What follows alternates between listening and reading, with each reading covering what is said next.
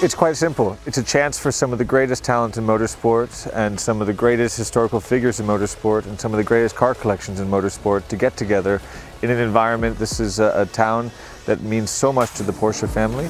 And back in the day, in the 1950s, this was where they actually started ice racing on the frozen lake. Vincent and myself had the idea of bringing back the ice race to Zell because actually we felt like we've missed out on the craziest times of motorsport. It just felt right to bring it back to Zell where it had all the history and where they've been racing on ice for ages. I think that's one of the big advantages when it comes to ice racing is that people don't have to be convinced. There are crazy cars, there are skiers in the back, you have a lot of ice underneath yourself.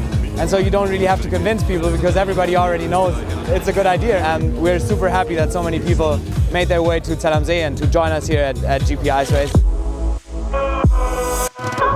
It's truly a remarkable weekend. You know, it's the best of Goodwood. It's the best of every hill climb. It's all the spirit you have at all the classic events all year long, but it's on ice, and which adds a certain level of danger. It adds a certain level of insecurity.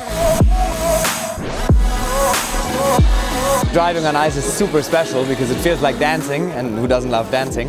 I think it's the most amazing feeling. It's so dynamic, it's like dancing. You have to be so precise, so fast with your reactions. Maybe I prefer ice though because it's more dynamic and a little trickier as a driver. As a Scandinavian, I always have to answer ice. On ice you have to get some movement into the car to almost like dance around the curve a little. It's a different movement than when you just go into an asphalt turn. You know, you have guys here who have won Le Mans, they've won Daytona, they've won all the biggest races in the world.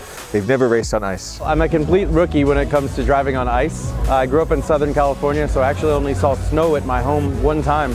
But we have the beach, we have the desert, we have off-road sprint cars. So hopefully that will apply to my first day in this car behind me. So now it's a chance for them to come here and see what they can actually achieve. Plus, sometimes they have guys skiing off the back, which is, I mean, come on, this is the coolest.